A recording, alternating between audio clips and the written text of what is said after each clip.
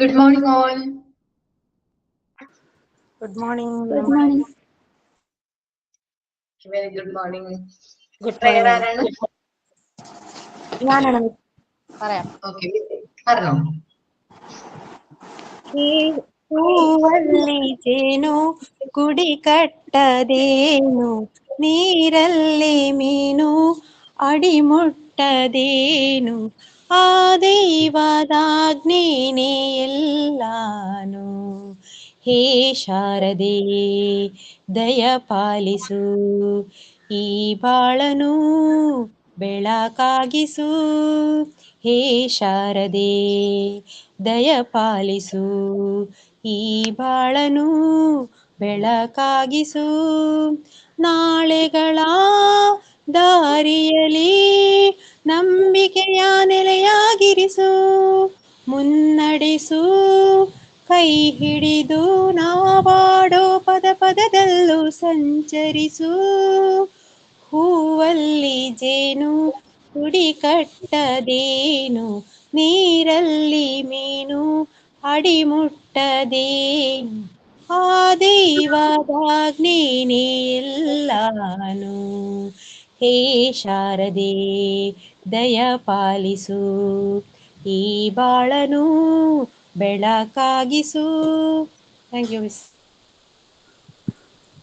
Good morning to all. Thought of the day. Learning gives creativity. Creativity leads to thinking. Thinking provides knowledge. Knowledge makes you great. By Dr. APJ Abdul Kalam. Thank you.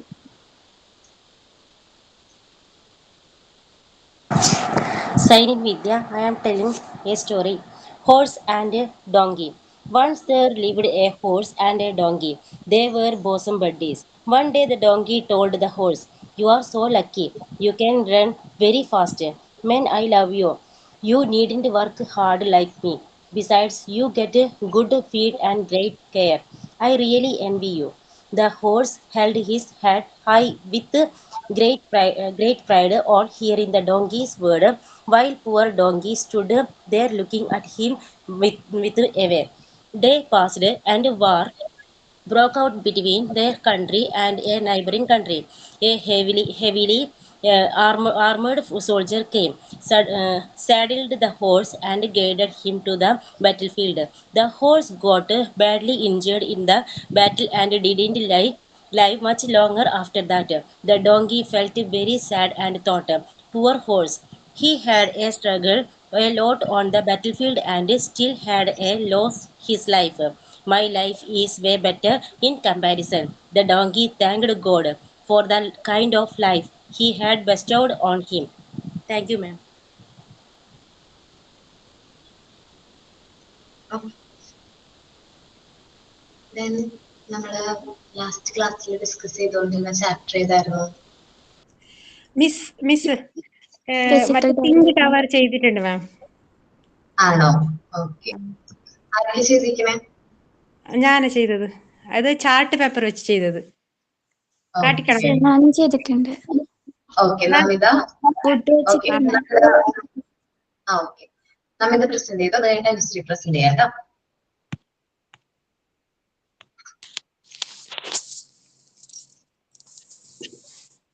Okay.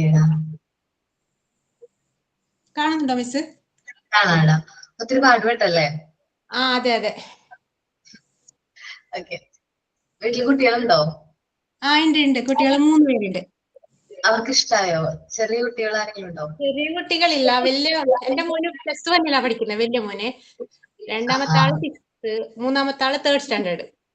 Third standard. ആ കുട്ടി third സ്റ്റാൻഡേർഡിൽ കുട്ടിക്ക് കാണിച്ചു കൊടുത്തോ? ആ അവന് പിന്നെ ഇത് ഞാൻ ചെയ്യുമ്പോ ഒന്നിച്ച് ഹെൽപ്പ് ചെയ്തായിരുന്നു അവന്. ആണോ? അവന് ഇഷ്ടപ്പെട്ടു. ഇഷ്ടപ്പെട്ടു. Anusree?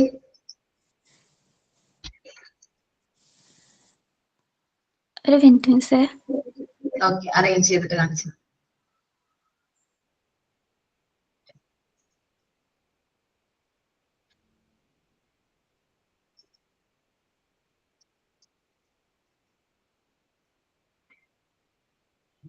Camera rotate. Okay. Chat ആണത്?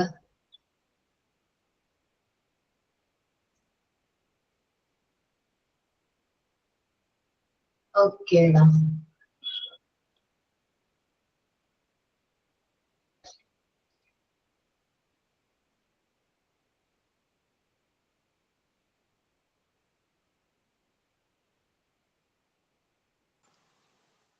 ഓക്കെ, നന്നായിട്ട് കേട്ടോ. വേറെ ആരെങ്കിലും ചെയ്തിട്ടുണ്ടോ? വേറെ ആരെങ്കിലും ചെയ്തിട്ടുണ്ടോ? ഇല്ല. കംപ്ലീറ്റിംഗ് കവർ ചെയ്യണം കേട്ടോ എല്ലാവരും. നമ്മൾ ഡിസ്കഷൻ ചെയ്തുകൊണ്ടിരുന്ന chapter physical and motor development അല്ലായിരുന്നോ?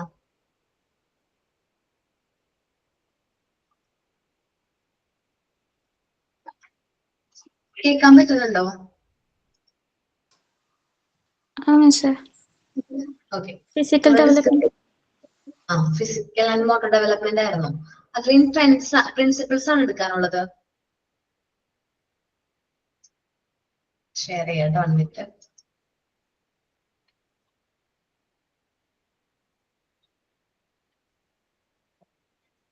Okay,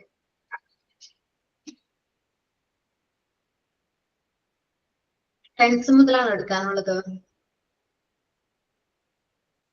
principle of motor development just miss വായിച്ചു, അത് എക്സ്പ്ലെയിൻ ചെയ്തിട്ടോ? Okay. So principles of motor development ആണ് എടുക്കുന്നത്. ഓരോ ട്രെൻഡുകളാണ് കുട്ടികൾ കണ്ടുവരുന്ന ഓരോ മോട്ടോർ ഡെവലപ്മെന്റ് ട്രെൻഡുകളാണ് നമ്മൾ ഇനി ഡിസ്കസ് ചെയ്യാൻ പോകുന്നത്. Motor development principles. മോട്ടോർ ഡെവലപ്മെന്റിനെ കുറിച്ച് നമ്മൾ എക്സ്പ്ലെയിൻ ചെയ്തോ? മോട്ടോർ സ്കിൽസിനെ കുറിച്ചിട്ടൊക്കെ, ഫൈൻ മോട്ടോർ സ്കിൽസും ഗ്രോസ് മോട്ടോർ സ്കിൽസിനെ കുറിച്ച് അറിയോ?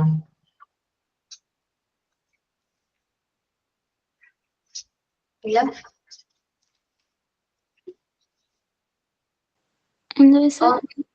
ഫൈൻ മോട്ടോർ സ്കിൽസും ഗ്രോസ് മോട്ടോർ സ്കിൽസിനെ കുറിച്ചും പറഞ്ഞോ? പറഞ്ഞിരുന്നു. ഓക്കെ. അപ്പൊ നമ്മൾ ഇനി പ്രിൻസിപ്പിൾസ് ഓഫ് മോട്ടോർ ഡെവലപ്മെന്റിലേക്കാണ് വരുന്നത്. അതിൽ ആദ്യം പറയുന്ന trend mass to specific trend ആണ്. ആദ്യം കുട്ടികളുടെ ഏർലി സ്റ്റേജസ് ഓഫ് ഡെവലപ്മെന്റിൽ കുട്ടികൾക്ക് ഒരു കാര്യം ചെയ്യുമ്പോൾ അവർക്ക് മാസ് റിയാക്ഷൻസ് ആയിരിക്കും കാണുന്നത്. പിന്നീട് അതൊരു സ്പെസിഫിക്കിലേക്ക്, ആ ഒരു സ്പെസിഫിക് റിയാക്ഷനിലേക്ക് വരും. ഇപ്പോ എന്താ പറയാ, ഒരു കുട്ടി ഇരിക്കാൻ അടുത്തേക്ക് കൂടെ, അപ്പൊ അവരുടെ അടുത്തേക്ക് ഒരു ബോൾ ഉരുണ്ട് പോവാണെങ്കിൽ അവനവന്റെ ഫുൾ എഫേർട്ടും എടുത്ത് അവനത് ക്യാച്ച് ചെയ്ത് ഭയങ്കര ഹാപ്പിനെസ്സും കാര്യങ്ങളായിരിക്കും. ആ ഒരു ബോൾ ക്യാച്ച് ചെയ്ത് കഴിയുമ്പോൾ അവന് ഫുൾ എനർജി അവിടെ യൂട്ടിലൈസ് ചെയ്യുന്നുണ്ട്. അവിടെ മാസ് റിയാക്ഷൻ ആയിരിക്കും അവൻ പ്രകടിപ്പിക്കുന്നത്. എന്ന് വെച്ചാൽ 2 കൈയും കൊണ്ടും ഹോൾഡ് ചെയ്യേണ്ടതൊക്കെ ആയിട്ട് വരും കുഞ്ഞു കുട്ടികളാണെങ്കിൽ. അവൻ വലുതാവുന്നതിനനുസരിച്ച് ചിലപ്പോ ആ ബോൾ കുറച്ച് നാൾ കഴിയുമ്പോൾ അവൻ ഒറ്റ കൈ കൊണ്ട് ക്യാച്ച് ചെയ്യാൻ പറ്റും. ശ്രദ്ധിച്ചിട്ടുണ്ടോ? നമ്മള് കുഞ്ഞു കുട്ടികളുടെ ആ ഒരു ഡെവലപ്മെന്റ് മനസ്സിൽ വരാം. അപ്പൊ നമ്മൾ ആദ്യം അവരുടെ അടുത്തേക്ക് ഒരു ബോൾ ഉരുട്ടി കൊടുക്കുമ്പോൾ ഒന്ന് ഇതൊക്കെ കുറച്ചിട്ടുള്ളൂ, അല്ലെങ്കിൽ 1 വയസ്സൊക്കെ ആവുന്നുള്ളൂ. ആ സമയത്താണ് അവരുടെ അടുത്തേക്ക് ഒരു ബോൾ പോണെങ്കിൽ ഓടി വന്ന് ആ ബോൾ ഇങ്ങനെ ക്യാച്ച് ചെയ്ത് ഹോൾഡ് ചെയ്യുമ്പോൾ അവർ കാണുന്നത് മാസ് റിയാക്ഷൻസ് ആയിരിക്കും. പിന്നീട് കുറച്ചും കൂടി മുതിർന്ന് കഴിയുമ്പോൾ സിമ്പിൾ ആയിട്ട് അവൻ ആ ബോൾ എന്ത് ചെയ്യാൻ പറ്റും, ക്യാച്ച് ചെയ്യാനായിട്ട് പറ്റും. ഓക്കെ, നോക്കാം. First one is mass to specific trend. At the early stages, the child motor activities is identified by mass reactions. നമ്മുടെ കുട്ടികളുടെ ഏർലി സ്റ്റേജസിലെ മോട്ടോർ ആക്ടിവിറ്റീസ് ഒക്കെ ഐഡന്റിഫൈ ചെയ്യുന്നത് മാസ് റിയാക്ഷൻസിലൂടെയാണ്.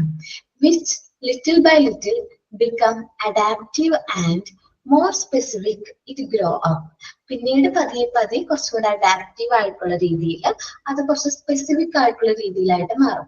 അപ്പൊ അവൻ വലുതായി കഴിയുമ്പോൾ അവരുടെ അടുത്തേക്ക് ഒരു ബോൾ പോവാണെങ്കിൽ ജസ്റ്റ് ഒരു കൈ കൊണ്ട് ജസ്റ്റ് ഒന്ന് മൂവ് ചെയ്ത് ആ ഒരു ബോൾ അവൻ എന്ത് ചെയ്യും, ക്യാച്ച് ചെയ്യും. സോ ഏർലി സ്റ്റേജസിൽ കുട്ടികളിൽ മോട്ടോർ ആക്ടിവിറ്റീസ് ഐഡന്റിഫൈ ചെയ്യുന്നത് മാസ് റിയാക്ഷൻസിലൂടെ ആണെങ്കിൽ പിന്നീട് അവർ ഗ്രോ ചെയ്യുന്നതിനനുസരിച്ച് അവരുടെ റിയാക്ഷൻസ് സ്പെസിഫിക്കിലേക്ക് മാറും. അപ്പൊ മാസ് ടു സ്പെസിഫിക് ട്രെൻഡ് ആണ് പറഞ്ഞത്.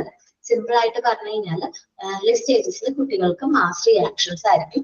ചെറിയൊരു കാര്യമാണെങ്കിൽ പോലും അവരുടെ റിയാക്ഷനും കാര്യങ്ങളും കുറച്ച് കൂടുതലായിരിക്കും. പിന്നീട് അവർക്കത് മാറി മാറി സ്പെസിഫിക് ആയിട്ടുള്ള റിയാക്ഷനിലേക്ക് വരും. ഓക്കെ, ഇപ്പൊ ഞാൻ ബോൾ ക്യാച്ച് ചെയ്യുന്ന കാര്യം പറഞ്ഞു. പിന്നെന്താണ്, അവരൊന്ന് വീണ് കഴിഞ്ഞിട്ടുണ്ടെങ്കിൽ ഭയങ്കരമായിട്ട് കരയുമല്ലോ. ചെറിയ കുട്ടിയായിരിക്കുന്ന സമയത്ത്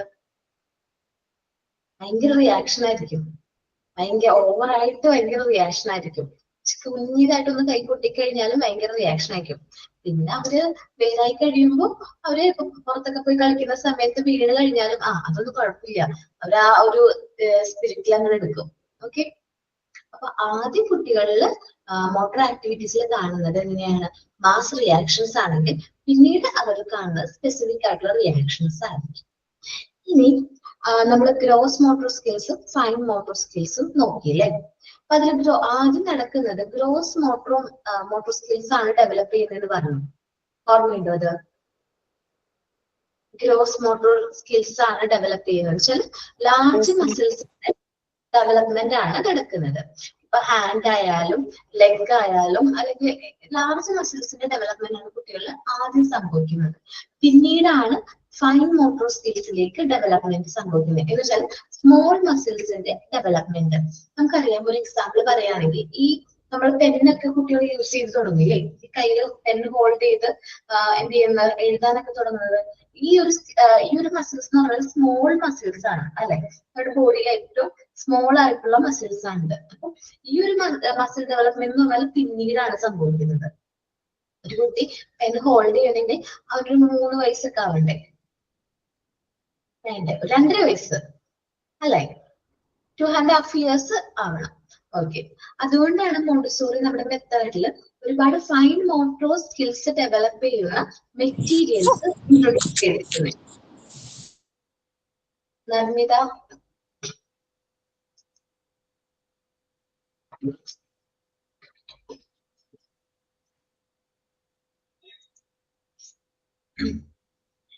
ഫൈൻ മോട്ടോർ ഡെവലപ്മെന്റ് ഇംപ്രൂവ് ചെയ്യുന്ന രീതിയിലുള്ള മെറ്റീരിയൽസ് നിങ്ങൾ നോക്കുന്നത്. ഇപ്പൊ ഞാൻ ഈ കാണിക്കുന്ന ഇമേജ് എന്ന് വെച്ചാൽ എന്താണ്, നോബിൾഡ് സിലിണ്ടർ എന്ന് പറയുന്ന നമ്മളുടെ മോണ്ടിസോറിയിൽ വരുന്ന ഒരു മെറ്റീരിയൽ ആണ് നോബിൾഡ് സിലിണ്ടർ.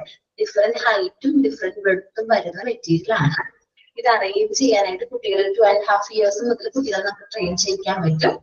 സോ ഈ നോബിൾഡ് സിലിണ്ടർ എന്ന് പറഞ്ഞിട്ടുണ്ടെങ്കിൽ ഹൈറ്റും വെഡ്ത്തും ഡിഫറൻസ് കുട്ടികളിൽ മനസ്സിലാക്കുന്നതിനൊപ്പം ഈ നോബുകൾ കണ്ടോ നിങ്ങള്?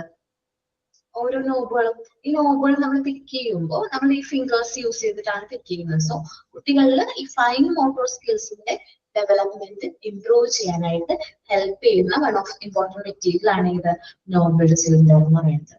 Okay.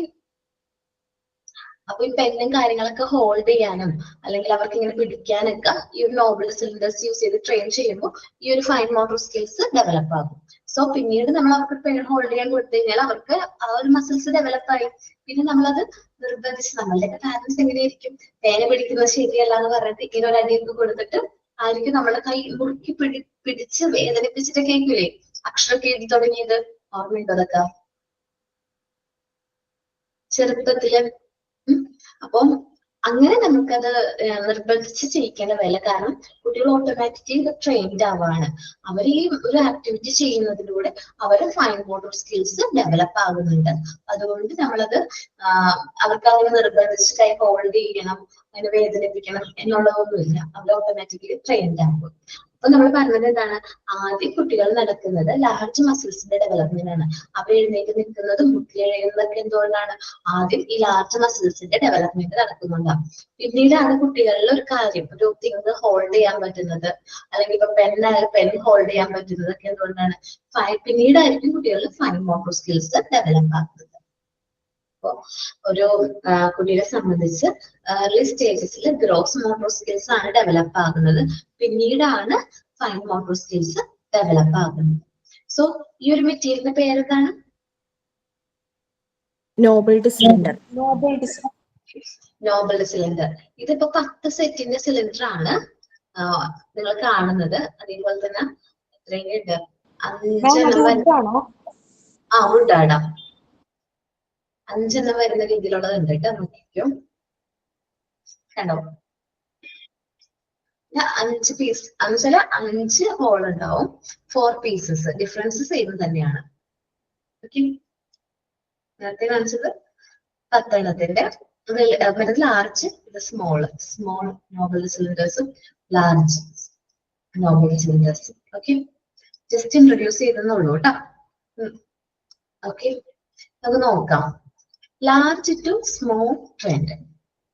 In motor activities, control and coordination of large fundamental muscles came before that of small muscles. എന്താ പറയുന്നത്?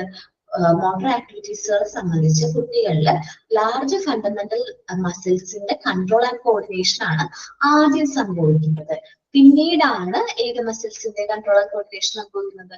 സ്മോളർ മസിൽസിന്റെ കൺട്രോൾ ആൻഡ് കോർഡിനേഷൻ സംഭവിക്കുന്നത്. ഓക്കെ, ക്ലിയർ ആണോ? Large to small trend. ഇനി അടുത്ത ട്രെൻഡാണ് cephalocaudal trend. Cephalocaudal ട്രെൻഡിന് മറ്റൊരു പേരും കൂടി ഉണ്ട്, head to foot trend. Head to foot trend ഞാൻ ടൈപ്പ് ചെയ്ത് അയക്കാം. പിന്നെ ടെയിലും കൂടി പറയൂട്ടെ, ഹെഡ് ടു ടെയിൽ ട്രെൻഡ് എന്നും കൂടി പറയാറുണ്ട്. ടെയിൽ എന്ന് പറയുന്നത് വാൽ എന്നുള്ളൊരു മീനിങ്ങാ വരുന്നത് കേട്ടോ. ഹെഡ് ടു ഫുട്ട് ട്രെൻഡ് എഴുതുകയാണെങ്കിൽ ഹെഡ്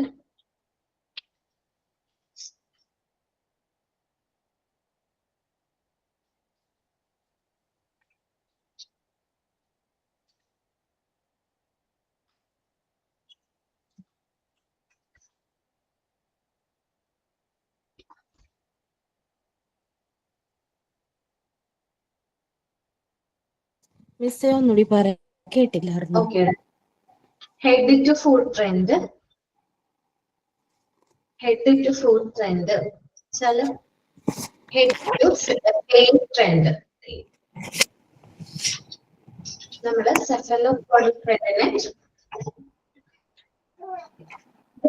പറയും. ഒന്ന് head to foot trend. Head എന്ന് പറയുമ്പോൾ തലഭാഗം, ഫുട്ട് എന്ന് പറയുമ്പോൾ എന്താണ്? പാദങ്ങള്. അതേപോലെ തന്നെയാണ് ഹെഡ് ടു ടെയിൽ ട്രെൻഡ് എന്നും പറയും. ഓക്കെ, അപ്പൊ സെഫല്ലോ കോഡൽ ട്രെൻഡിന്റെ രണ്ട് പേരുകൾ ഞാൻ പറഞ്ഞു. ഒന്ന് ഹെഡ് ടു ഫുട്ട് ട്രെൻഡ് എന്നും ഒന്ന് ഹെഡ് ടു ടെയിൽ ട്രെൻഡ് എന്നും പറയും. ഓക്കെ അല്ലേ? ചില ക്വസ്റ്റ്യൻ പേപ്പറിൽ ഹെഡ് ടു ഫുട്ട് ട്രെൻഡ് എന്നാണ് കാണുന്നതെങ്കിൽ ചിലതിൽ ഹെഡ് ടു ടെയിൽ ട്രെൻഡ് എന്നായിരിക്കും കാണുന്നത് കേട്ടോ. രണ്ട് സെയിം തന്നെയാണ്. ഓക്കെ, സിമ്പിൾ ആണ്. ഈ ഒരു ട്രെൻഡിൽ പറയുന്നത് കുട്ടികളിൽ കൺട്രോൾ ആൻഡ് കോർഡിനേഷൻ ആദ്യം സംഭവിക്കുന്നത് ഹെഡ് റീജിയണിലാണ്. ഹെഡ് റീജിയണിലാണ് ആദ്യം കുട്ടികളിൽ കൺട്രോൾ ആൻഡ് കോർഡിനേഷൻ സംഭവിക്കുന്നത്. നമ്മൾ പറയാറില്ലേ, ഈ 3 മാസമൊക്കെ ആയ കുട്ടികൾക്ക് തല ഉറച്ചു തുടങ്ങിയിട്ടുണ്ട്, തല ഉയർത്തി പിടിക്കുന്നുണ്ട്, അല്ലെങ്കിൽ അവരെ ഹോൾഡ് ചെയ്യുന്നുണ്ട്, അല്ലെങ്കിൽ തല ഉറച്ചു എന്നൊക്കെ പറയാറില്ലേ. അപ്പൊ ഹെഡ് റീജിയണിലാണ് ആദ്യം ഡെവലപ്മെന്റ് സംഭവിക്കുന്നത്. പിന്നീട് പതിയെ പതിയെ താഴത്തേക്ക് ഇങ്ങനെ ഒരു ലോഞ്ചിറ്റ്യൂഡൽ ആക്സിസിൽ താഴത്തേക്കാണ് എന്ത് നടക്കുന്നത്? ഡെവലപ്മെന്റ് നടക്കുന്നത്. അവർ ഇരിപ്പുറയ്ക്കുന്നു, മുട്ടിലിഴയുന്നു. മുട്ടിലിഴയുമ്പോഴും പാദങ്ങൾ ഫുള്ളായിട്ട് എന്ത് ചെയ്തിട്ടില്ല? ഡെവലപ്ഡ് ആയിട്ടില്ല. പിന്നെ പിച്ച് വെച്ച് നടന്നു തുടങ്ങുമ്പോഴാണ് കുട്ടികളിൽ ഫുട്ട് അല്ലെങ്കിൽ പാദങ്ങളിലൊക്കെ ഡെവലപ്മെന്റ് എത്തുന്നത്. സോ ആദ്യം കുട്ടികളിൽ ഡെവലപ്മെന്റ് നടക്കുന്ന ഏരിയ ആണ് ഏത്? ഹെഡ് റീജിയൻ എന്ന് പറയുന്നത്. പിന്നീടാണ് എവിടെ പാദങ്ങളിലേക്ക് ഡെവലപ്മെന്റ് സംഭവിക്കുന്നത്. എങ്ങനെയാണെന്ന് മനസ്സിലായോ? അത് എന്തുകൊണ്ടാണ് ഹെഡ് ടു ഫുട്ട് ട്രെൻഡ് എന്ന് പറയുന്നത്? ആദ്യം ഹെഡ് റീജിയണിലായിരിക്കും കുഞ്ഞു കുട്ടികൾ, ഒരു ജനിച്ചു വീണ കുട്ടികൾ എന്ന് പറയുമ്പോൾ ഒരു 3 മാസം 1.5 മാസം ആവുമ്പോഴേക്കും തല ഉറയ്ക്കും അല്ലെ? ഇല്ലേ? 1.5 മാസത്തിൽ 3 മാസം കഴിഞ്ഞിട്ടല്ലേ മിസ്സേ?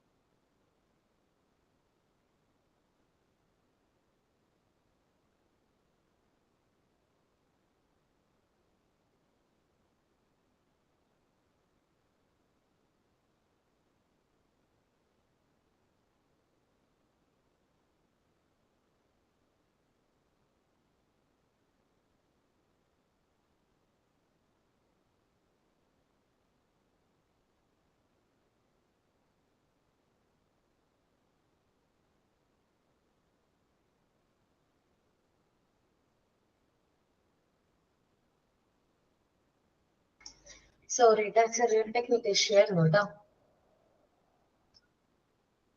കേൾക്കാൻ പറ്റുന്നില്ല നിങ്ങക്ക്? എപ്പോഴും വരുമോ ഇങ്ങനെ ക്ലാസ് ബ്രേക്ക് ആവാറുണ്ടോ? എടുക്ക പറയണ്ടോ സർ? ഈ ക്ലാസ്സിന് മാത്രമുള്ള പ്രശ്നമാണ്. ഓക്കെ, നമ്മൾ എന്താ പറഞ്ഞത്, ആദ്യം കുട്ടികളുടെ ഡെവലപ്മെന്റ് നടക്കുന്ന ഏത് റീജിയനാണ്? ഹെഡ് റീജിയനിലാണ്. അപ്പോഴാണ് നമ്മൾ പറയുന്നത് ഒരു 3 മാസമൊക്കെ ആകുമ്പോഴേക്കും അല്ലെങ്കിൽ 1.5 വയസ്സൊക്കെ ആകുമ്പോഴേക്കും തല ഉറച്ചു. പിന്നെ എന്തെയും കുട്ടിക്ക് അമർന്ന് വീഴും. 3 മാസമൊക്കെ 3 മാസം വീഴും, ഒന്നര മാസം 2 മാസം 2.5 മാസത്തിനുള്ളിൽ കുട്ടികൾക്ക് അമർന്ന് വീഴും.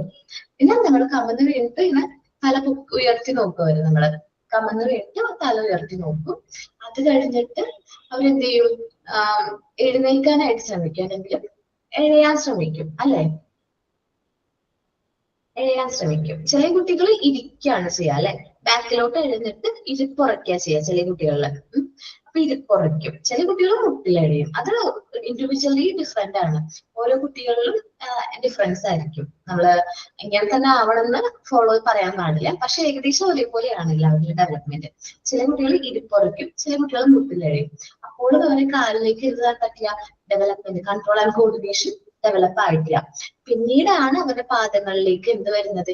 ഈ കൺട്രോൾ ആൻഡ് കോർഡിനേഷൻ വരുന്നതും അവർ പതുക്കെ പിച്ച വെച്ച്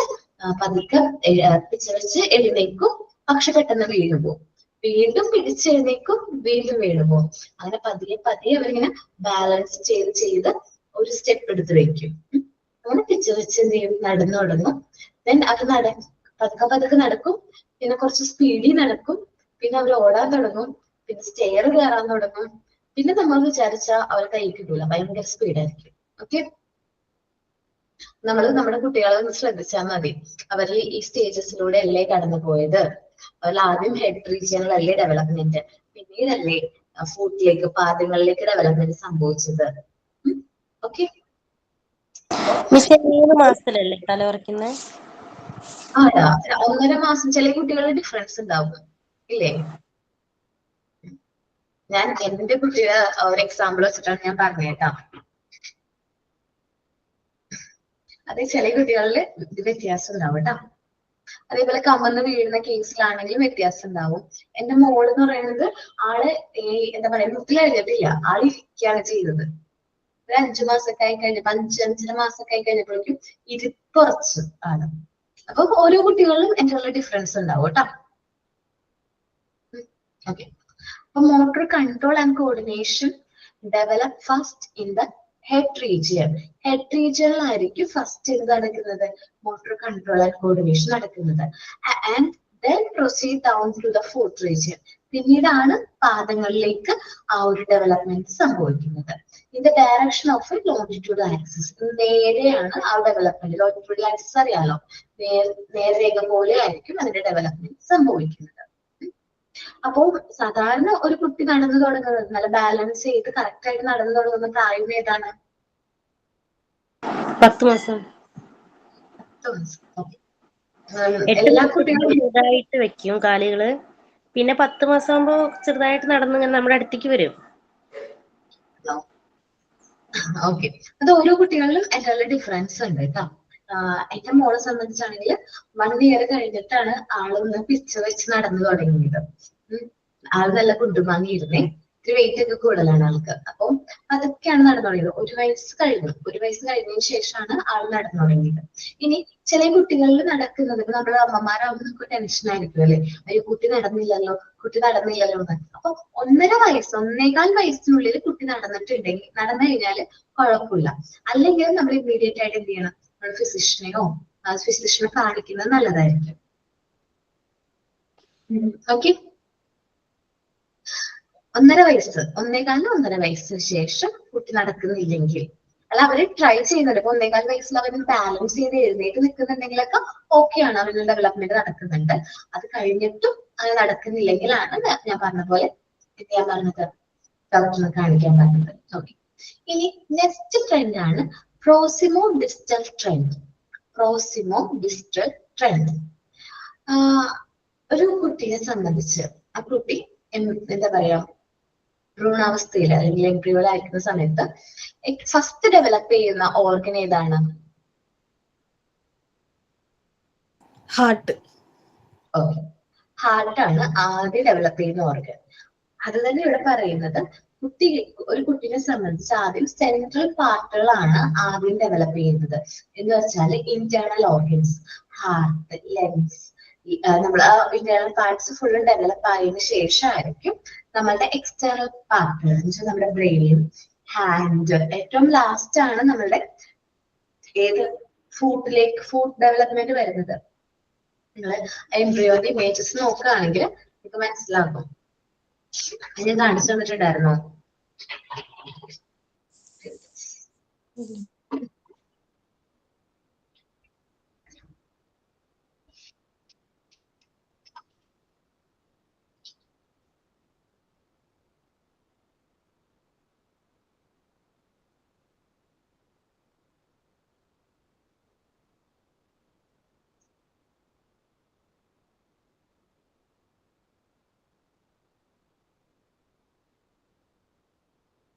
ആദ്യം നമ്മൾ സെൽസും അതേപോലെ തന്നെ ഇന്റേണൽ ഓർഗൻസും കാര്യങ്ങളാണ് ഡെവലപ്പ് ചെയ്യുന്നത്. പിന്നീട് ഈ ഒരു രൂപത്തിലേക്ക് വരുന്നു. പിന്നീടാണ് ഒരു ഹെഡ് പോലൊക്കെ ആകുന്നത്.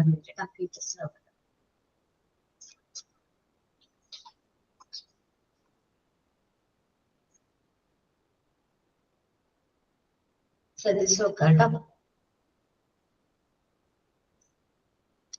പതിയെയാണ് നമ്മള് ഈ ഒരു 1 month 2 monthsനുള്ളിൽ ഏകദേശം ഹാർട്ടൊക്കെ 1.5 month ഒക്കെ ആകുമ്പോഴേക്കും ഡെവലപ്പ് ആയിട്ടുണ്ടാവും. പിന്നീട് നമ്മുടെ ഇന്റേണൽ ഓർഗൻസ് ഒക്കെ ഡെവലപ്പ് ചെയ്തിട്ടുണ്ടാവും. ദെൻ പതുക്കെയാണ് ഈ ഒരു ടെയില് പോലുള്ള ഒരു ഭാഗമുണ്ട്, നമ്മുടെ കാലിന്റെ ഒരു ഭാഗം, നമ്മുടെ ടെയില് പോലുള്ള ഭാഗമാണ്. അതാണ് പിന്നീട് എന്തായിട്ട് മാറുന്നത്, നമ്മുടെ ഫുട്ടായിട്ട് അല്ലെങ്കിൽ പാദങ്ങളായിട്ട് മാറുന്നത്. Okay,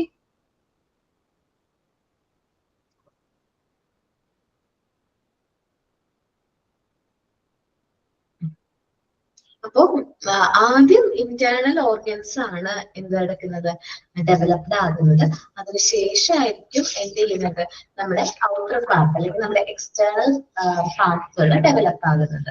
okay, internal parts develop ആയതിനു ശേഷം. അതുകൊണ്ടാണ് നമ്മളൊരു നമ്മള് വളരെ ഇമ്പോർട്ടൻസ് കൊടുക്കുന്നത്. ഇപ്പൊ നമ്മൾ ഡെലിവറിയുടെ ഒക്കെ സമയത്ത്, പ്രഗ്നൻസിയുടെ സമയത്ത് ഫസ്റ്റ് സ്കാനിൽ ഏറ്റവും ഇമ്പോർട്ടൻറ്റ് കൊടുക്കുന്ന ഒരു കാര്യമാണ് ഹാർട്ട് ബീറ്റ് കേട്ടോ, ഹാർട്ട് ബീറ്റ് കറക്റ്റ് ആണോ എന്ന് ചെക്ക് ചെയ്യുന്നത്. Motor control and coordination begin from the central line of the body.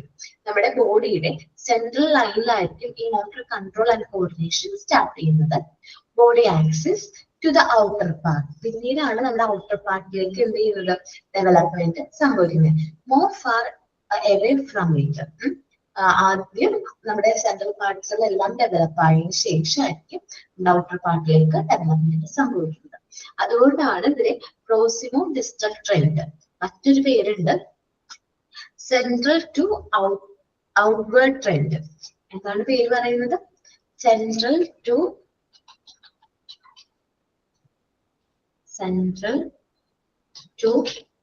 Outward trend. Trend.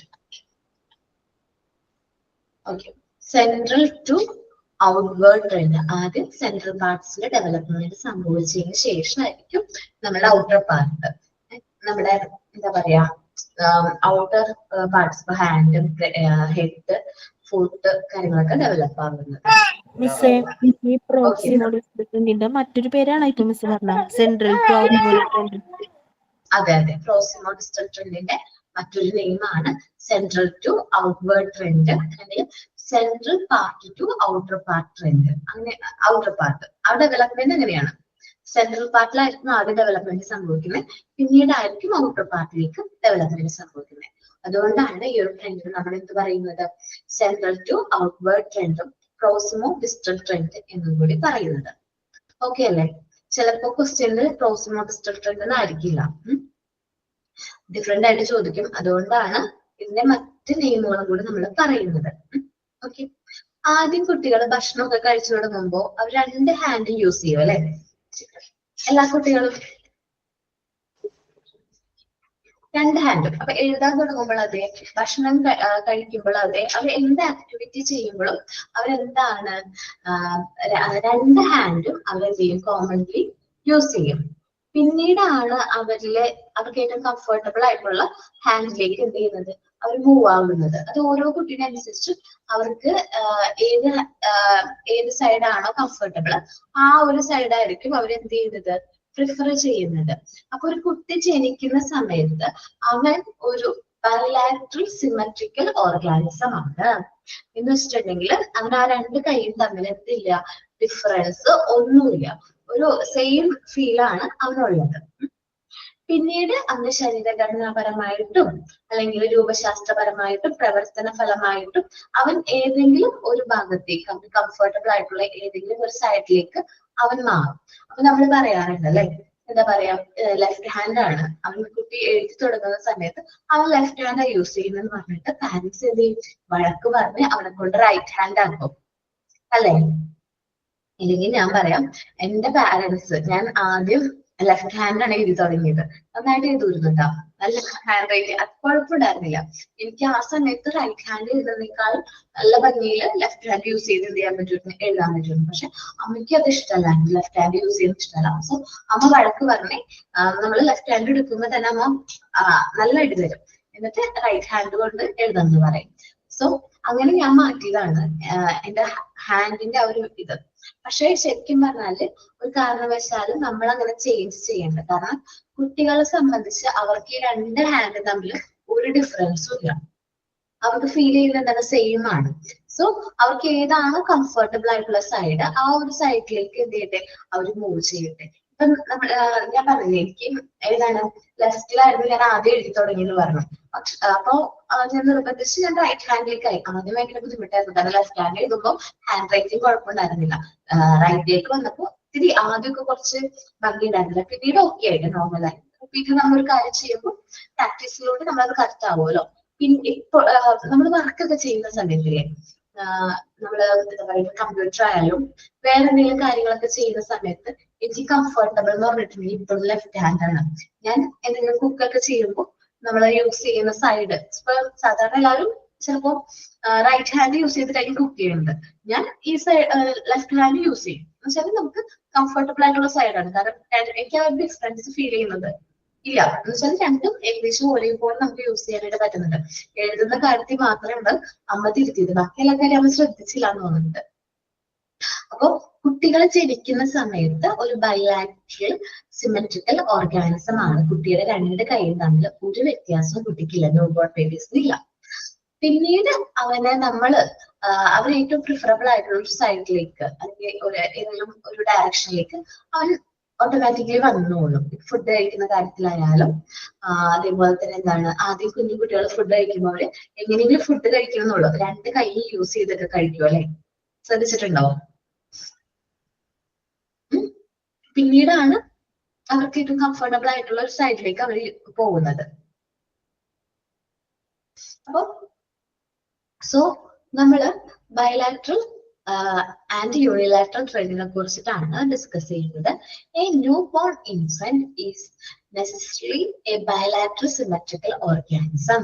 അവർക്ക് ഒരു ന്യൂ ബോൺ ബേബി എന്ന് പറയുന്നത് അവന് രണ്ട് കൈയും ഒരേപോലെയാണ്, രണ്ട് കൈയുടെ എബിലിറ്റീസും കാര്യങ്ങളും ഈക്വലി ആണ്.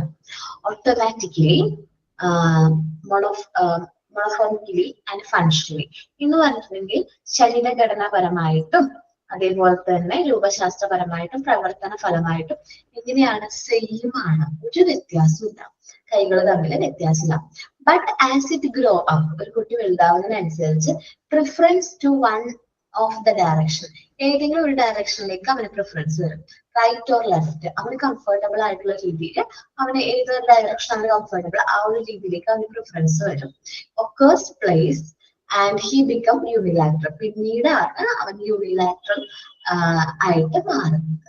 എന്ന് വെച്ചാൽ ഒരു കൈ യൂസ് ചെയ്യാൻ തുടങ്ങുന്നത്, അല്ലെങ്കിൽ ഒരു സൈഡിലേക്ക് അവന് കൂടുതൽ ആക്ടിവിറ്റീസ് ചെയ്യാനായിട്ട് ഫോക്കസ് ചെയ്യുന്നത്. അപ്പൊ ഒരു കുട്ടി ജനിക്കുന്ന സമയത്ത് അവനൊരു ബയലാറ്ററൽ സിമെട്രിക്കൽ ഓർഗാനിസം ആണ്. അവൻ ഗ്രോ ചെയ്യുന്നതിനനുസരിച്ച് അവൻ ഏതെങ്കിലും ഒരു സൈഡിലേക്ക് പ്രിഫറൻസ് വരും, പിന്നീടാണ് അവൻ യൂണിലാറ്ററൽ ആയിട്ട് മാറുന്നത്. ക്ലിയർ ആണോ? ഓക്കെ. അപ്പോൾ ആദ്യം എല്ലാ കുട്ടികളും ന്യൂ ബോൺ ബേബീസ് എല്ലാവരും അല്ലെങ്കിൽ ന്യൂ ബോൺ ഇൻഫൻസ് എല്ലാവരും എങ്ങനെയാണ് ബയലാറ്ററൽ സിമെട്രിക്കൽ ഓർഗാനിസം ആണ്. ദേ ഹാവ് നോ ഡിഫറൻസ് എബിലിറ്റിയുടെ കാര്യത്തിലായാലും ഒന്നിന്റെ കാര്യത്തിലും അവർക്ക് എന്തില്ല ഡിഫറൻസ് ഇല്ല. ഈ ഹാൻഡുകൾ തമ്മിൽ ഒരു ഡിഫറൻസും കുട്ടികൾക്ക് ഇല്ല. പിന്നെ അവർ വലുതാവുന്നതിനനുസരിച്ച് അവരുടെ കംഫർട്ടബിൾ ആയിട്ടുള്ള സൈഡ് അവർ പ്രിഫർ ചെയ്തോളും. നമ്മളത് നിർബന്ധിച്ച് ഇന്ന സൈഡ് തന്നെ ആക്കണം എന്ന് പറയരുത്, എന്ന് ചെയ്യരുത് കേട്ടോ. ചില പാരന്റ്സ് ഭയങ്കര നിർബന്ധമായിരിക്കും റൈറ്റ് ഹാൻഡ് തന്നെ യൂസ് ചെയ്യണം എന്നുള്ളത്. അപ്പൊ അങ്ങനെ ചെയ്യരുത്. ഇനി നമ്മൾ നേരത്തെ നോക്കിയ മാസ്റ്റർ സ്പെസിഫിക് ട്രെൻഡിന്റെ തന്നെ ഒരു സെയിം ടൈപ്പ് ആണ് നമ്മൾ നോക്കാൻ പോകുന്നത്.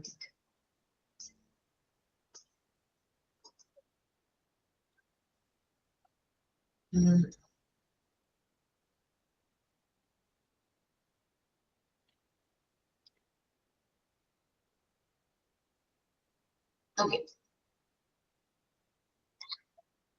നമ്മളിനി മാക്സിമം ടു മിനിമം ട്രെൻഡ് ആണ് നോക്കുന്നത്. മാക്സിമം ടു മിനിമം ട്രെൻഡ് എന്ന് പറയുന്നത് ആദ്യം കുട്ടികൾക്ക് ഒരു ആക്ടിവിറ്റി ചെയ്യാനായിട്ട് മാക്സിമം എനർജി വേണം.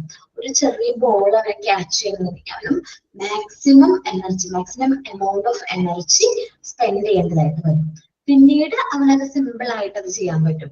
ആദ്യം അവരൊരു ബോൾ ക്യാച്ച് ചെയ്യുമ്പോൾ അവരുടെ ഫുൾ എനർജി എടുത്ത് അവരത് മാസ് റിയാക്ഷനിലൂടെ ആയിരിക്കും അവരത് എന്തെങ്കിലും ക്യാച്ച് ചെയ്യുന്നതെങ്കിൽ പിന്നീട് ആ ഒരു കുറച്ച് വലുതായി കഴിയുമ്പോൾ ഗ്രോ ചെയ്യുന്നതിനനുസരിച്ച് എന്താണ് അവരെ സിമ്പിൾ ആയിട്ട് ആ ബോളും കാര്യങ്ങളൊക്കെ ക്യാച്ച് ചെയ്യാൻ പറ്റും. അപ്പോൾ ആദ്യം ഏർലി സ്റ്റേജസിൽ കുട്ടികളിൽ മാക്സിമം എനർജി വേണ്ടിവരും. അവരൊരു ആക്ടിവിറ്റി ചെയ്യാൻ, ചെറിയൊരു ആക്ടിവിറ്റി ആണെങ്കിൽ പോലും അത് ചെയ്യാനായിട്ട് അവന്റെ ഫുൾ എനർജി ആ ഒരു ആക്ടിവിറ്റിയിലേക്ക് സ്പെൻഡ് ചെയ്യേണ്ടതായിട്ട് വരും. പിന്നീട് അവന്റെ എനർജി മിനിമം മതി. അതേപോലെ കുട്ടികൾ വളരുന്നതിനനുസരിച്ച് മോട്ടോർ കൺട്രോൾ ആൻഡ് കോർഡിനേഷനും സ്ട്രെങ്ത്തും അവരുടെ ഏജിനനുസരിച്ച് കൂടി വരുന്നത് നമുക്ക് കാണാൻ പറ്റും. ഓക്കെ, അത്രയും ഉള്ളൂ മാത്സ് എന്ന് വെച്ചാൽ ഇവിടം വരെ ഉള്ളൂ. ഞാനിപ്പോ കളർ ചെയ്തെടുത്തിരിക്കണല്ലേ, അത് നെക്സ്റ്റ് പാരഗ്രാഫ് ആണ് കേട്ടോ. മുകളിലത്തെ ആ 2 ലൈൻ മാത്രമേ എവിടെയുള്ളൂ മാക്സിമം ടു മിനിമം ട്രെൻഡിൽ പറയുന്നുള്ളൂ. ബാക്കിയുള്ളത് നെക്സ്റ്റ് പാരഗ്രാഫ് ആണ്. അത് നോട്ട് ചെയ്തേക്ക് കേട്ടോ, നെക്സ്റ്റ് പാരഗ്രാഫ് ആണ് കേട്ടോ. അപ്പോ നമ്മൾ പറഞ്ഞ 6th ട്രെൻഡ് ആണ് മാക്സിമം ടു മിനിമം ട്രെൻഡ്. കുട്ടികൾക്ക് ഒരു ആക്ടിവിറ്റി ഏർലി സ്റ്റേജസിൽ ഒരു ആക്ടിവിറ്റി ചെയ്യാൻ അവർക്ക് maximum amount of energy spend ചെയ്യേണ്ടതായിട്ട് വരും. ഒരു മോട്ടോർ ആക്ടിവിറ്റി അല്ലെങ്കിൽ മോട്ടോർ ഫംഗ്ഷൻ ചെയ്യാൻ വേണ്ടിയിട്ട് ആദ്യം ഏർലി സ്റ്റേജസിൽ great amount of energy required ആണ്. പിന്നീട് അവർക്ക് ആ ഒരു ആക്ടിവിറ്റി സെയിം ആക്ടിവിറ്റി ഗ്രോ ചെയ്തതിനു ശേഷം ചെയ്യുമ്പോൾ കുറച്ച് ലെസർ എമൗണ്ട് ഓഫ് എനർജി മാത്രമേ അവർക്ക് വേണ്ടി വരുള്ളൂ. Okay, at the early stages the extent or muscular involvement and the amount of energy spent on motor functions are greater than at the later stage. അപ്പോ ആദ്യ സമയത്ത് ഫസ്റ്റ് ഏർലി സ്റ്റേജസിൽ കുട്ടികൾക്ക് motor control and coordination അല്ലെങ്കിൽ ഒരു motor activity ചെയ്യാനായിട്ട് maximum energy, maximum amount of energy വേണം. പിന്നീട് അവർക്ക് അത് കുറവ് മതി. Okay, then both motor control and കോർഡിനേഷനും സ്ട്രെങ്ത്തും കുട്ടികളെ വലുതാവുന്നതിനനുസരിച്ച് അത് ഗ്രോ ചെയ്യും. അവരുടെ കൺട്രോൾ ആൻഡ് കോർഡിനേഷൻ കുറച്ചും കൂടി ഷാർപ്പ് ആകും, സ്ട്രെങ്ത്തും കാര്യങ്ങളൊക്കെ ഇംപ്രൂവ് ആകും. ദെൻ നെക്സ്റ്റ് പാരഗ്രാഫ് ആണ് പറയുന്നത് motor development relies not only in neuromuscular maturity but also an environmental opportunity. നമ്മൾ ഈ മോട്ടോർ ഡെവലപ്മെന്റ് എന്ന് പറയുന്നത് നമ്മുടെ ന്യൂറോമസ്കുലർ മെച്യൂരിറ്റി മാത്രമല്ല, നമ്മുടെ നെർവ്സ് നമ്മുടെ ബ്രെയിനിലെ കൺട്രോൾ ആൻഡ് കോർഡിനേഷൻ കൊണ്ടാണ് നമുക്കൊരു കാര്യം മൂവ് ചെയ്യാൻ പറ്റുന്നത്. നമ്മുടെ മസിൽസും കാര്യങ്ങളും നമ്മൾ വിചാരിക്കുന്ന പോലെ എന്ത് ചെയ്യാൻ പറ്റുന്ന മൂവും കാര്യങ്ങളും ചെയ്യാൻ പറ്റുന്നത്. ഇതൊരു എൻവയോൺമെന്റൽ ഓപ്പർച്യൂണിറ്റി ആണ്. നമുക്ക് കിട്ടുന്ന ഒരു ഓപ്പർച്യൂണിറ്റി ആണ്. Especially availability of equipments and opportunity to observe and imitate other children and opportunity to experience. എന്താണ് നമ്മുടെ മോട്ടോർ ഡെവലപ്മെന്റ് എന്ന് പറയുന്നത്? നമ്മുടെ എൻവയോൺമെന്റ് എക്സ്പ്ലോർ ചെയ്യാൻ, നമുക്ക് അവൈലബിൾ ആയിട്ടുള്ള എക്യുപ്മെന്റ്സും കാര്യങ്ങളും യൂട്ടിലൈസ് ചെയ്യാൻ. അതേപോലെ നമ്മുടെ ഓപ്പർച്യൂണിറ്റി ടു ഒബ്സർവ്, നമ്മൾ കാര്യങ്ങൾ ഒബ്സർവ് ചെയ്യാൻ, നിരീക്ഷിക്കാൻ. ഇമിറ്റേറ്റ് അതർ ചിൽഡ്രൻസ്, നമ്മൾ മറ്റു കുട്ടികളെ ഇമിറ്റേറ്റ് ചെയ്യാൻ. ഓപ്പർച്യൂണിറ്റി ടു എക്സ്പീരിയൻസ്, നമ്മുടെ ചുറ്റുപാട് നടക്കുന്ന കാര്യങ്ങൾ എക്സ്പീരിയൻസ് ചെയ്യാനുള്ള ഒരു ഓപ്പർച്യൂണിറ്റി ആണ് എന്ത് പറയുന്നത് മോട്ടോർ ഡെവലപ്മെന്റ് ആൻഡ് കോർഡിനേഷൻ എന്ന് പറയുന്നത്. കുട്ടികള് നമ്മളൊരു കാര്യം ചെയ്യരുതെന്ന് പറഞ്ഞു കഴിഞ്ഞാൽ അവർ വന്ന് ചെയ്യും. ഇപ്പൊ എന്താണെങ്കിലും അവർ ടച്ച് ചെയ്ത് നോക്കി അവർ ഫീൽ ചെയ്തായിരിക്കും ഓരോ കാര്യങ്ങൾ എക്സ്പീരിയൻസ് ചെയ്യുന്നത്, അല്ലെ? ഇപ്പൊ ചൂടാണോ തണുവാണോ അല്ലെങ്കിൽ എന്തായാലും അവർ എക്സ്പീരിയൻസ് ചെയ്യുന്നതെന്ന് അവരെ ടച്ച് ചെയ്ത് നോക്കി കാര്യങ്ങൾ മനസ്സിലാക്കാണ്. അല്ലെങ്കിൽ അവരെ ഹോൾഡ് ചെയ്ത് അത് ഫീൽ ചെയ്ത് അത് എക്സ്പീരിയൻസ് ചെയ്തിട്ടാണ് കുട്ടികൾ ഓരോന്നും മനസ്സിലാക്കുന്നത്. അപ്പൊ നമ്മുടെ പ്രിൻസിപ്പിൾസ് ഓഫ് മോട്ടോർ ഡെവലപ്മെന്റ് ശരിക്കും 6 എണ്ണമാണ് ഉള്ളത്. 7 ഇവിടെ എഴുതിയിരിക്കുന്നത് ബൈ മിസ്റ്റേക്ക് ആണ്. അത് റോൾ ഓഫ് ടീച്ചർ ആണ് കേട്ടോ. ബൈ മിസ്റ്റേക്ക് വന്നതാണ്. നമ്മൾ നോക്കുന്നത് 6 motor development principles of motor development ആണ് ഉള്ളത്. ഫസ്റ്റ് മാസ് സ്പെസിഫിക് ട്രെൻഡ് ആണ്. കുട്ടികളുടെ ഏർലി സ്റ്റേജസിൽ മാസ് റിയാക്ഷൻസിലായിരിക്കും. പിന്നീട് കുട്ടികൾ ഗ്രോ ചെയ്യുന്നതിനനുസരിച്ച് സ്പെസിഫിക് ആയിട്ട് മാറും. രണ്ടാമത്തെ ട്രെൻഡിൽ പറഞ്ഞത് ലാർജ് ടു സ്മോൾ ട്രെൻഡ് ആണ്. ആദ്യം കുട്ടികളിലെ ലാർജ് മസിൽസിനാണ് ഡെവലപ്മെന്റ് സംഭവിക്കുന്നത്, പിന്നീടായിരിക്കും സ്മോൾ മസിൽസിന് ഡെവലപ്മെന്റ് സംഭവിക്കുന്നത്. ദെൻ നമ്മൾ പറഞ്ഞത് സെഫലോ കോർഡൽ ട്രെൻഡ് ആണ്. മറ്റൊരു പേര് ഹെഡ് ടു ഫുട്ട് ട്രെൻഡ് എന്നും ഹെഡ് ടു ടെയിൽ ട്രെൻഡ് എന്നും പറയും. അപ്പൊ മോട്ടോർ ഡെവലപ്മെന്റ് ആൻഡ് കോർഡിനേഷൻ ആദ്യം ഹെഡ് റീജിയനിലാണ് സംഭവിക്കുന്നത്, പിന്നീടാണ് ഫുട്ട് റീജിയനിലേക്ക് ഡെവലപ്മെന്റ് വരുന്നത്. പ്രോസിമോ ഡിസ്റ്റന്റ് ട്രെൻഡിനെ സെൻട്രൽ ടു ഔട്ട്വേർഡ് ട്രെൻഡ് എന്ന് പറയും. ആദ്യം സെൻട്രൽ പാർട്ടിലായിരിക്കും ഡെവലപ്മെന്റ് സംഭവിക്കുന്നത്, പിന്നീടാണ് ഔട്ടർ പാർട്ടിലേക്ക് ഡെവലപ്മെന്റ് സംഭവിക്കുന്നത്. ബയലാറ്ററൽ ടു യൂണിലാറ്ററൽ ട്രെൻഡ് എന്ന് പറയുന്നത് കുട്ടികൾ ആദ്യം ജനിക്കുന്ന സമയത്ത് അവർ ബയലാറ്ററൽ സിമെട്രിക്കൽ ഓർഗാനിസം ആണ്. അവർക്ക് 2 കൈ അല്ലെങ്കിൽ 2 കൈയും ഈക്വലി 2 സൈഡും സെയിം പോലെയാണ് അവർ ഫീൽ ചെയ്യുന്നത്. പിന്നീട് നമ്മൾ ചെയ്യുന്ന ആക്ടിവിറ്റീസും നമ്മുടെ ഫങ്ഷൻസിന്റെ ഒക്കെ ഫലമായിട്ടാണ് അവർക്ക് കംഫർട്ടബിൾ ആയിട്ടുള്ള സൈഡിലേക്ക് അവർ മാറുന്നത്. പിന്നെ മാക്സിമം ടു മിനിമം ട്രെൻഡ് എന്ന് പറഞ്ഞാൽ കുട്ടികൾ ആദ്യം ഏർലി സ്റ്റേജസിൽ ഒരു കാര്യം ചെയ്യാനായിട്ട് അവർക്ക് മാക്സിമം റിയാക്ഷൻസ് മാക്സിമം എനർജി വേണം. പിന്നീട് അത് ഗ്രോ ചെയ്യുന്നതനുസരിച്ച് നമുക്ക് സിമ്പിൾ ആയിട്ട് ആ ഒരു ആക്ടിവിറ്റി ചെയ്യാൻ പറ്റും. വിത്ത് മിനിമം എനർജി മാത്രം മതിയായിരിക്കും ആ ഒരു ആക്ടിവിറ്റി ചെയ്യാനായിട്ട്. എല്ലാവരും ഒന്ന് ട്രെൻഡുകളൊന്ന് വായിച്ചേ, റീഡ് ചെയ്തേ. Principles of motor development.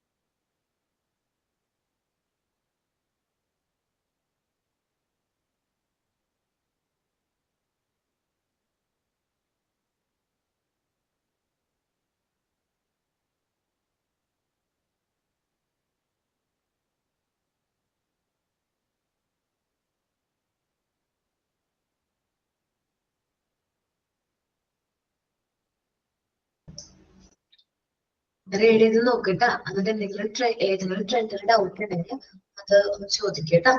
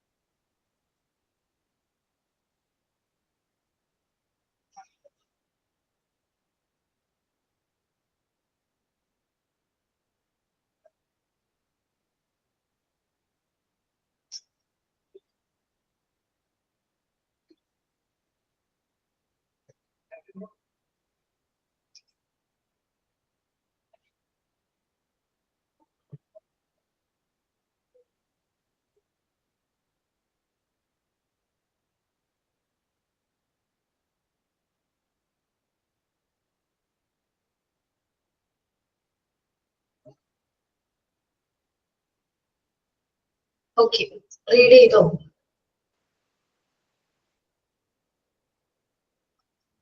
Okay. Pink tower ഇന്ന് പ്രസന്റ് ചെയ്യാനായിരുന്നോ പറഞ്ഞിരുന്നത്? ആണോ? മിസ് പിക്ചർ വീലും നമ്പർ വീലൊക്കെ സബ്മിറ്റ് ചെയ്യേണ്ട ഡേറ്റ് കഴിഞ്ഞാ? അത് കുഴപ്പമില്ല, അശ്വതിന്റെ ക്ലാസ്സിലല്ലേ അത്.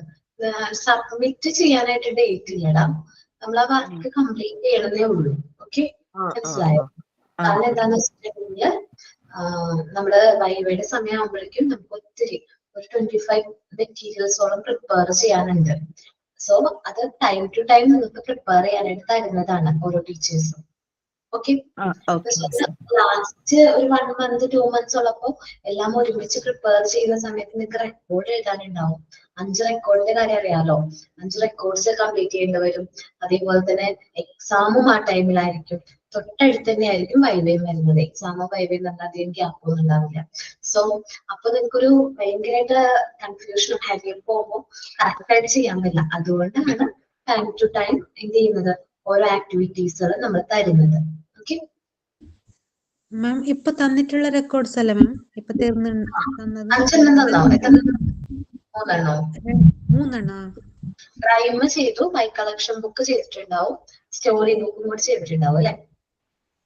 ഇല്ല, 2 സ്റ്റോറി ബുക്ക് ചെയ്തിട്ടില്ല മാം. കളക്ഷൻ ബുക്കും ഏതാണ്? സ്റ്റോറി ചെയ്തിട്ടില്ല. ഓക്കെ, അത് കഴിഞ്ഞിട്ട് സ്റ്റോറി വരും. അത് കഴിഞ്ഞിട്ട് പസിൽസിന്റെ റെക്കോർഡ് ഉണ്ട്.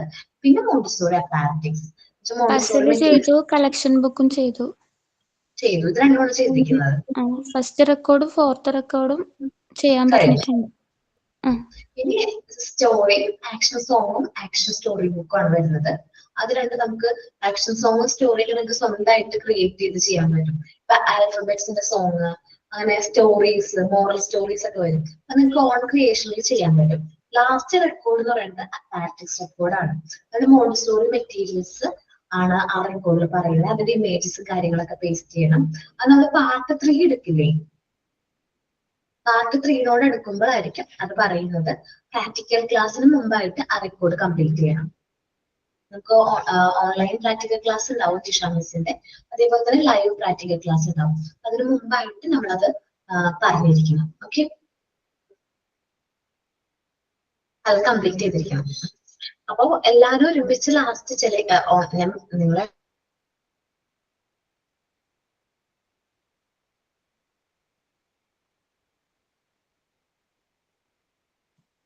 മിസ് സ്റ്റക്കായി.